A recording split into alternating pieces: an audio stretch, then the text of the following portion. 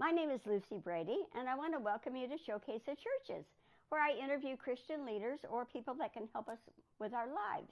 Today, my topic will be maintaining good mental health. I'm not going to address mental illness where there's needed prescription.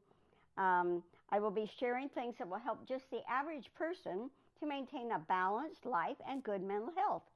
All the information presented may not help in all situations, but hopefully we can all glean some things that will give us stability and good mental health on a regular basis. Although I've had some basic knowledge about this, and I've done counseling and some work in nutrition and exercise, I thought it might be wise to consult with someone working in the mental health field. Originally, I had planned to do an interview with some members of the mental health staff of Rosehaven. However, being the committed workers they are, no one could get away for an interview. So, Maddie Linder, who is on the mental health staff at Rosehaven, agreed that we could correspond. I would send her questions, and then she would reply with the answers, and then I might add a comment or two. Rosehaven is a day shelter in northwest Portland on 17th and Gleason. They serve people with meals, supplies, showers and laundry, a clothing room, and classes. They also help with certain expenses like utilities and storage, and have advocacy and referrals. So, they supply mailing addresses for people and a technical lab. At the end of the show, we'll put up an information sheet where you can write down their information, and if you don't get it all down, their phone number will be on there. Now I will start by reading the questions I had given to Maddie, along with her answers and maybe an occasional comment I've added. All right, first question was, what part does nutrition play in mental health? Her reply, nutrition plays a very important role in mental health because the brain needs proper fuel to function well. Just as a car cannot run properly without the right type of fuel, our brains cannot function at their best without consistent nourishment. Eating regular balanced meals that include protein, healthy fats, fiber, fruit, and vegetables helps stabilize blood sugar, energy levels, and mood. When nutrition is poor or meals are skipped, people may experience irritability, anxiety, or fatigue. When blood sugars fluctuate too much, mood swings as well as irritability, fatigue, and anxiety can increase. Consistent, nourishing food choices, they support emotional balance and overall well-being. Skipping meals can also heighten stress hormones in the body, making everyday challenges feel harder to manage. Balanced nutrition supports emotional regulation, concentration, and steady energy throughout the day. All right, another question is, are there certain foods that may negatively affect mental health? Yes, highly processed foods, excessive sugar, and large amounts of caffeine can sometimes increase anxiety or cause energy crashes. Moderation is the key. Paying attention to how certain foods, how they make you feel, can be very helpful. Now, what about vitamins? Vitamins and minerals support brain health and emotional regulation. Nutrients such as B vitamins help with energy production and nerve function. Vitamin D is often connected to mood stability, especially in areas with limited sunlight. Iron helps carry oxygen to the blood, and low iron can cause fatigue and low mood. Magnesium can help with regulation and sleep. While whole foods are the best source of nutrients, some individuals may benefit from supplements when recommended by a healthcare provider. Proper vitamin intake helps the body and mind work together more effectively. I know personally I can tell the difference when I haven't taken certain vitamins. For me, it's the B vitamins and iron. All right, should everyone take supplements? Not necessarily. It is best to consult with a healthcare provider who can determine whether supplementation is needed. More is not always better. So now rest. How does getting sufficient rest or sleep affect our well-being and good mental health. Adequate sleep is foundational to mental health. When we are sleep deprived, small frustrations seem much larger. Without enough rest, stress becomes larger and emotions become more difficult to regulate. Concentration decreases, patience shortens, and decision-making becomes more difficult. Sleep restores the brain, regulates stress hormones, and supports emotional balance. Sleep affects concentration, patience, and decision-making. So, establishing consistent sleep routines and allowing the body enough time to rest improves resilience and emotional stability. Creating a bedtime routine, limiting screen time before bed, and keeping consistent sleep hours can greatly improve resilience and mood. But what about if somebody struggles to fall asleep? Well, gentle routines like reading, prayer, calming music, or deep breathing exercises may help prepare the mind for rest. What about exercise and how it affects mental health? Exercise has a strong positive impact on mental health by increasing endorphins, often called feel-good chemicals that improve mood and reduce stress. Physical activity does not need to be intense to be effective. Walking, stretching, or light movement done consistently can help reduce anxiety, improve sleep, and increase overall emotional well-being. Regular movement improves sleep, boosts self-confidence, and helps reduce symptoms of anxiety. So how often should we exercise? Even 20 or 30 minutes of moderate activity several times a week can provide noticeable benefits. What about recreation and taking breaks or doing something we just like or enjoy? Recreation gives the mind a chance to rest and reset. Without rest and enjoyment, burnout can develop. Doing activities we enjoy reduces stress. Doing something you love, reading, crafting, visiting friends, working on a hobby, brings joy and refreshment. Healthy recreation reminds us that life is not only responsibilities, but also moments of enjoyment. What about staying hydrated and drinking your water? Proper hydration supports brain function, energy, concentration, and mood. Even mild dehydration can lead to fatigue, headaches, and irritability, all of which affect mental health. Drinking enough water through the day maintains clarity and emotional balance. So, what are other sources that we could do besides water? Herbal teas, milk, diluted fruit juice, fruits like watermelon and oranges, vegetables such as cucumbers and celery, and broths all contribute to hydration. Limiting sugary beverages is wise, as too much sugar can affect moods. Now, identifying our stressors and keeping stress levels under our control as much as possible. Recognizing what causes stress is the first step in managing it and can allow us to address it more effectively.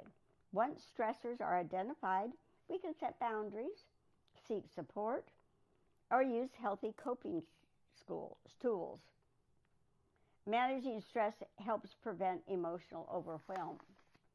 Stressors differ for each person. For example, I am not very technical, so I'm easily frustrated or stressed when I encounter technical difficulties, where someone who enjoys technical may not be stressed at all.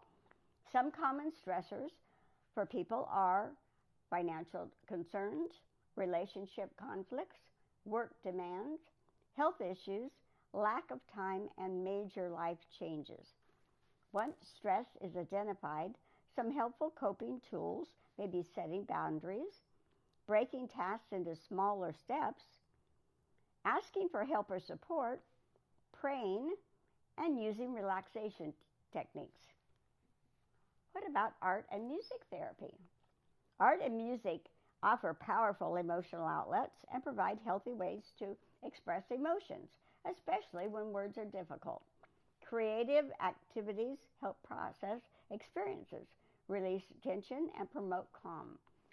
The benefit comes from participation rather than skill, making creativity accessible to everyone. Participation and expression, and not perfection. I know for me, both music and art are like a vacation. They are places I can go to where I am enjoyably focused and tune out all the other stressors or problems of the time. What about singing and dancing?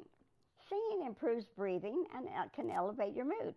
Dancing combines physical movement with music, engaging both brain and body.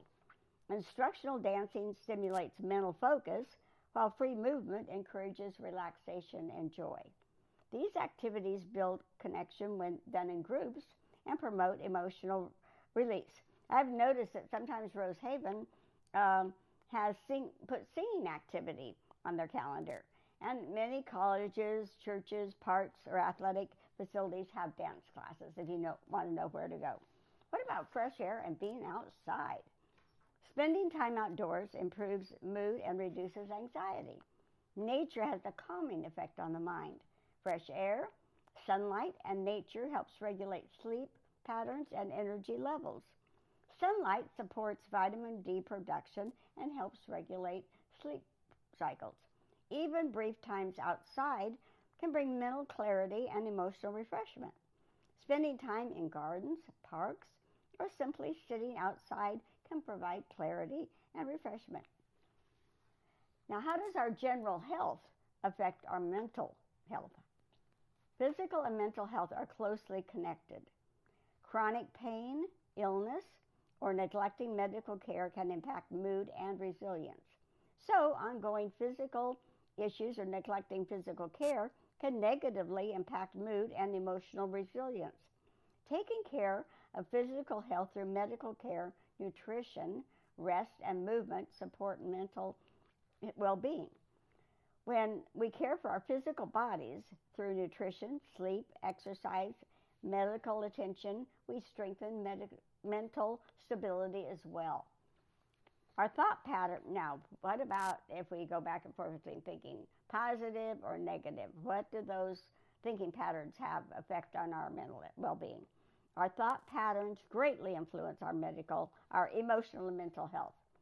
While negative thoughts are normal and part of life, dwelling on them can increase stress and discouragement. Practicing gratitude and intentionally focusing on what is true and hopeful builds emotional strength, balance, and peace of mind. And I also believe that negative thought patterns drain our energy, where positive thinking, I think, is a lot more energizing. All right.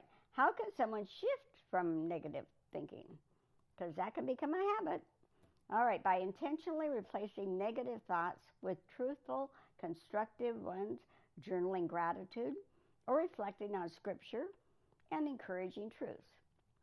All right, now what about ridding our mind of offenses against other people and our anger?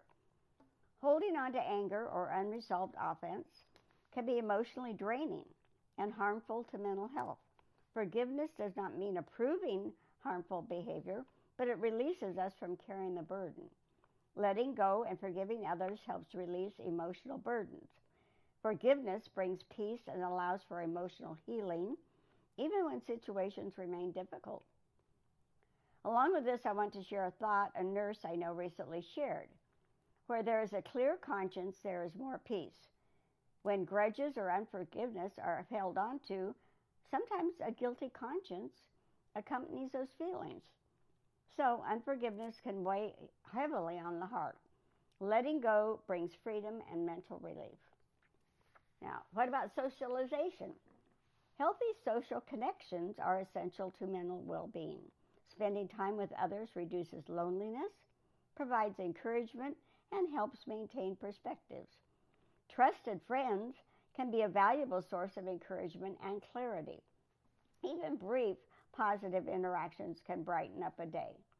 And it helps sometimes if you go brighten up somebody else's day. All right, a mentor or a person who is trusted to give occasional guidance. Is that helpful? A mentor or a trusted advisor can offer wisdom, support, honest feedback, and accountability. Having someone with experience who can speak honestly and give guidance helps prevent isolation and poor decisions.